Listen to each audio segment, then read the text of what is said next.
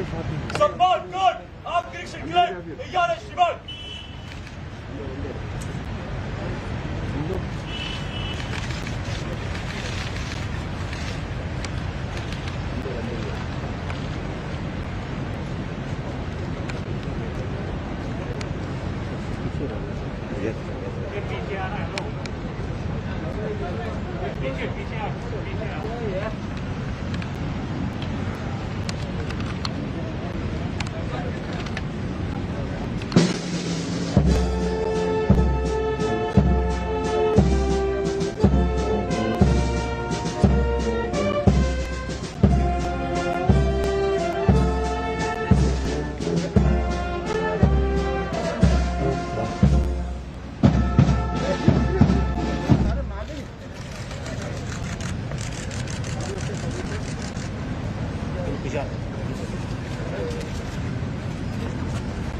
The Honorable Defence Minister will now be Commanding Officer and Heads of Department of INS Visakhapatnam.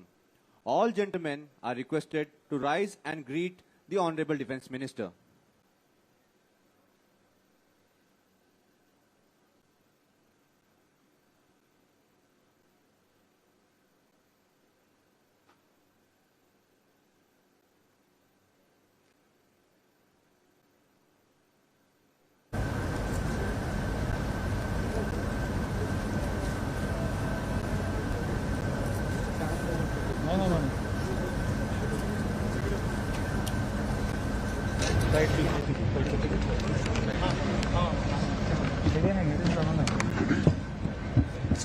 भाई पीछे चलता रहता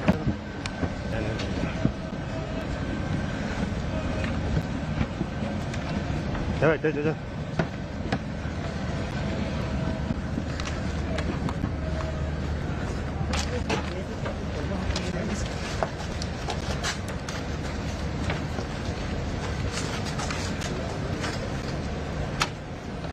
चल sir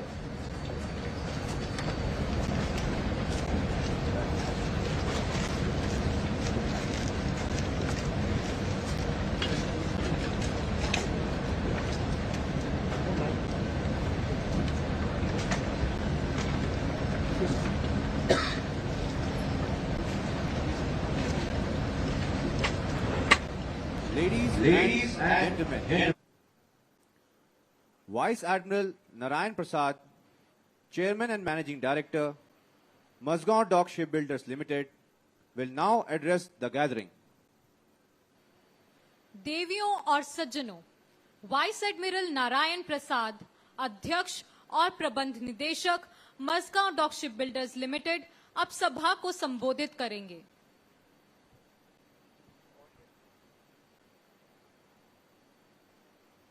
honourable रक्षा मंत्री Shri Rajnath Singh ji, admiral Karambir Singh, chief of the naval staff, honourable member of the Lok Sabha Shri Arvind Sawant ji, vice admiral R Hari Kumar, flag officer commanding in chief western naval command, lieutenant general H S. Kahlon, general officer commanding Maharashtra, Gujarat and Goa area, vice admiral K Swaminathan, chief of staff headquarters western naval command, vice admiral R Swaminathan, DGMP Mumbai, Shrimati Vijaya Nirmala, chairperson Vizag MRDA, rear admiral G K Harish, DGND SSG, rear admiral कोचा, fleet commander western fleet, rear admiral B Shiva Kumar, ASD Mumbai, flag officers mister SP Yadav, joint secretary naval systems department of defence production, former CMDs, directors.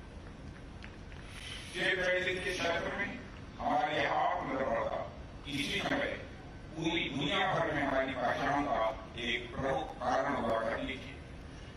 साथियों, 9वीं से लेकर 11वीं century के बीच maritime power के प्रतीक माने जाने वाले चोला डायनेस्टी के बारे में आप सभी अवगत होंगे। मैरीटाइम कैपेबिलिटी में आत्मनिर्भरता के सहारे सागर सम्राट राजेंद्र चोल ने हिंद महासागर में स्थित कई देशों जैसे म्यांमार, थाईलैंड, मलेशिया, इंडोनेशिया तक अपने धार्मिक और सांस्कृतिक ज्ञान का प्रसार किया था। बेगम बंगाल में उनकी मैरीटाइम कैपेबिलिटी के चलते उस क्षेत्र को 84 अथवा 44 कहा जाने लगा था। और इन सभी क्षेत्रों में आज आपकी सभ्यता और आपकी संस्कृति छाप आपको जीवन दिखाई देगी। थोड़ा और आगे चलें तो 1420 में निकोले ऑनली ने, जो एक इटालियन मर्चेंट एक्सप्लोरर और राइटर थे, ने इंडियन शिप बिल्डिंग स्किल्स की प्रशंसा करते हुए कहा था, native of India built some ships larger than ours. Native of India built some ships larger than ours, capable of containing 2,000 bucks. Some ships are so built in compartments that should one part be shattered, the other portion remaining still may accomplish the voyage. ये वो सज्जनों तब से लेकर medal times में 20 शिवाजी तक हमारे देश की मैरीटाइम कैपेबिलिटी किसी न किसी रूप में देश की सिक्योरिटी और निर्वाह ट्रेड का एक अहम अंग रही है। नोटेड हिस्टोरियन श्री जगन्नाथ सरकार ने भी कहा, nothing proves Shivaji genuine as a war statement more clearly than his creation of Hillary and basis. आज जब एफडीएस द्वारा निर्मित आईएनएस विशाखापट्टनम की सफलतापूर्वक मीटिंग हो रही है, इसमें कहीं संदेह नहीं रह जाता है कि आने वाले समय में हम न केवल अपनी जरूरतों के लिए बल्कि दुनिया भर की जरूरतों के लिए भी शिप बिल्डिंग करेंगे। यानी हम न केवल मेक इन इंडिया बल्कि मेक फॉर द वर्ल्ड के सपने को भी साकार करेंगे। इंडो पैसिफिक, जहां से पूरी दुनिया भर के 2/3 से अधिक ऑयल शिपमेंट हो रहा है, 1/3 बल्क कार्गो और आधे से अधिक कंटेनर ट्रैफिक करते, यानी अक्षर पूरी दुनिया के अपने हितों को प्राप्त करने में एक की रूप की भूमिका निभाता है। यानी इंडो पैसिफिक रीजन की महत्ता पूरे वर्ल्ड की इकोनॉमी के लिए महत्वपूर्ण हो जाती है। इंडो पैसिफिक को ओपन, सेफ और सिक्योर करना इंडियन नेवी का प्राइमरी ऑब्जेक्टिव हो जाता है। तो आज हम ग्लोबलाइजेशन के युग में रह रहे हैं। व्यापार के क्षेत्र में प्राय सभी राष्ट्र एक दूसरे पर निर्भर हैं। ऐसे में स्टेबिलिटी, इकोनॉमिक प्रोग्रेस और दुनिया के विकास के लिए ruleless freedom of navigation, sea lanes की सिक्योरिटी इत्यादि पहले से कहीं अधिक महत्वपूर्ण हो गई है। 1982 के united nations convention on the law of the sea से अनलॉफुल कराते हैं। इसमें नेशंस के territorial borders, expressive economic zone और गुड ऑर्डर एट सी के प्रिंसिपल को प्रसारित किया गया है। पर इन प्रिंसिपल्स की मनमानी व्याख्या एक रूललेस मैरीटाइम ऑर्डर की आड़ में बाधा उत्पन्न करती है। यानी कुछ नेशंस ऐसे हैं, नेशंस क्या है, मैं इररेस्पॉन्सिबल नेशन कहना चाहूंगा, जो अपने नैरो पार्टिकुलर इंटरेस्ट के लिए हेगेमोनिक टेंडेंसी से इन इंटरनेशनल लॉ की आए दिन नई अनुचित व्याख्याएं करते रहते हैं। व्यवस्था की दृष्टि से अनक्लॉज 1982 ये नियम बहुत ही आम है, पर उनकी मनमानी व्याख्या करके उन्हें लगातार कमजोर किया जा रहा है। यह चिंता का विषय है। भारत एक रेस्पॉन्सिबल मैरीटाइम हिस्ट्री होल्डर के रूप में कंसेंसस बेस्ड प्रिंसिपल्स और पीसफुल, ओपन, रूललेस और स्टेबल मैरीटाइम ऑर्डर का सपोर्ट करें। हम एक रूललेस नेविगेशन की फ्रीडम, फ्री ट्रेड और यूनिवर्सल वैल्यूज वाले इंडो पैसिफिक की कल्पना करते हैं, जिसमें सभी भागीदार देशों के हित पूरी तरह से सुरक्षित रह सकते हैं। इस ग्रुप का एक महत्वपूर्ण देश होने के कारण इस क्षेत्र की सुरक्षा में हमारी नेवी की भूमिका और अधिक महत्वपूर्ण हो जाती है। मुझे खुशी है कि हमारी नेवी इस उत्तरदायित्व का भी हलीमा निर्वाह कर रही है। देवियों सज्जनों, पड़ोसियों के साथ मैत्री भाव, खुलापन, संवाद और सहअस्तित्व की भावना के साथ माननीय प्रधानमंत्री श्री नरेंद्र मोदी ने स्वागत, security and growth are all in region विजय की ओर परिक्रमा की थी। उसके मूल में हमारे यही कर्तव्य भाव थे जिसका निर्वहन आप लोग हलीमा कर रहे हैं। साथियों, वैश्विक सुरक्षा कारणों, बॉर्डर डिस्प्यूट्स और मैरीटाइम डोमिनेंस की इंपॉर्टेंस के चलते दुनिया भर के देश आज अपनी मिलिट्री पावर आधुनिक और मजबूत करने की दिशा में लगातार आगे बढ़ाएं। मिलिट्री साजो सामान की मांग लगातार बढ़ रही है। रिपोर्ट्स बताती हैं कि अगले 1-2 साल यानी 2023 तक दुनिया भर में सुरक्षा पर होने वाले खर्च $2.1 ट्रिलियन तक पहुंचने वाला है।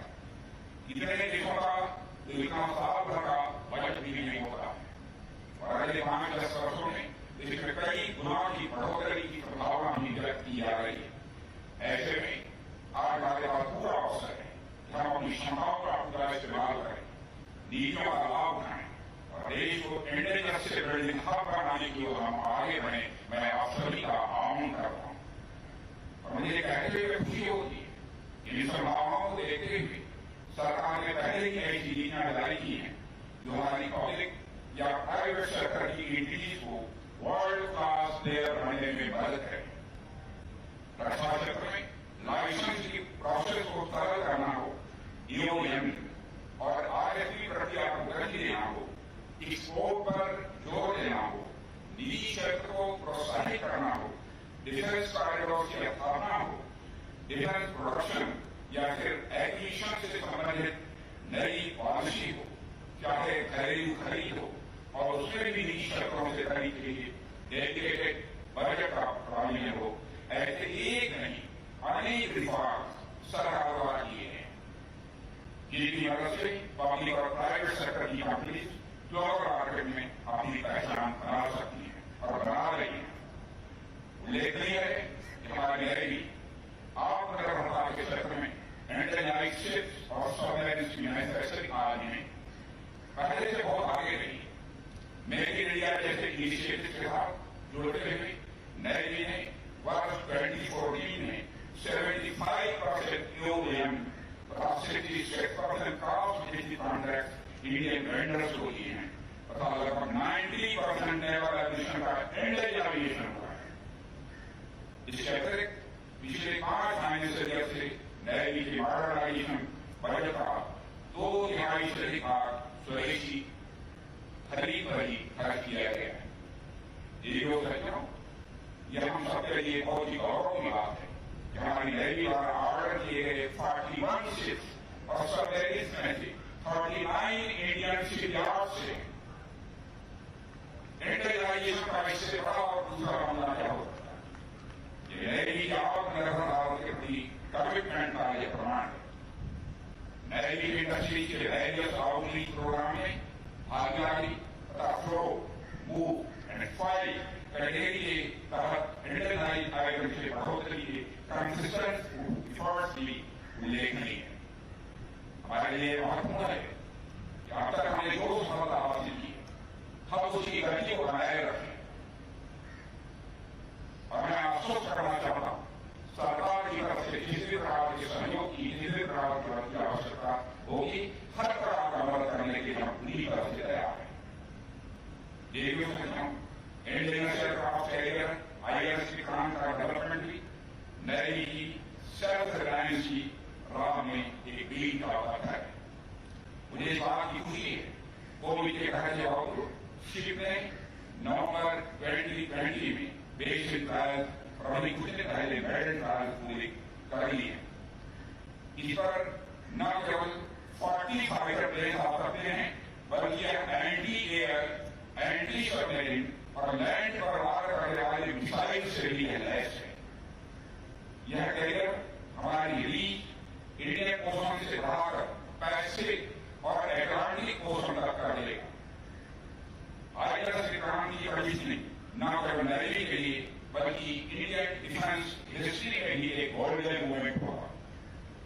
भारत की स्वतंत्रता की 75वीं वर्षगांठ और 1971 में भारत की विजय की 50वीं वर्षगांठ सेलिब्रेट करने का इससे अच्छा अवसर शायद ही कोई। साथियों, आज जब हम अपनी आजादी की 75वीं वर्षगांठ मना रहे हैं, अपने राष्ट्र नायकों, पूर्वजों, महापुरुषों के सपनों को पूरा करने की दिशा में आगे बढ़ने की हमारी प्रतिबद्धता और मुझे यह कहते हुए बहुत खुशी है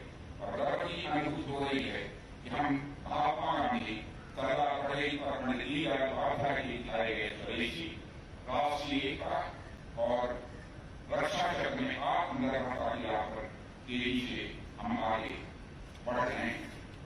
मैं बाजाओं दास शिपयार्ड लिमिटेड के सीएमडी और उनके साथियों को अपनी तरफ से और अपनी सरकार की तरफ से भी ढेर सारी बधाइयां देता हूं, बार बार मैं बधाइयां देता हूं। साथ ही मैं आईएएस विशाखापट्टनम के साथ जुड़े सभी नए ऑफिसर्स एंड कमांडर्स को भी अपनी तरफ से हार्दिक बधाई देता हूं।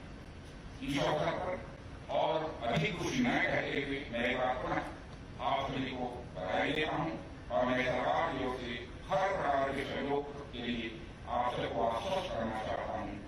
भविष्य के प्रयासों के लिए आपको कामयाबी हासिल हो, इसके लिए पुनः उसी सफलता की शुभकामनाएं देते हुए अपना निवेदन समाप्त करता हूं। Ladies and gentlemen, the Honorable Raksha Mantri will now unveil the ship's flag. All guests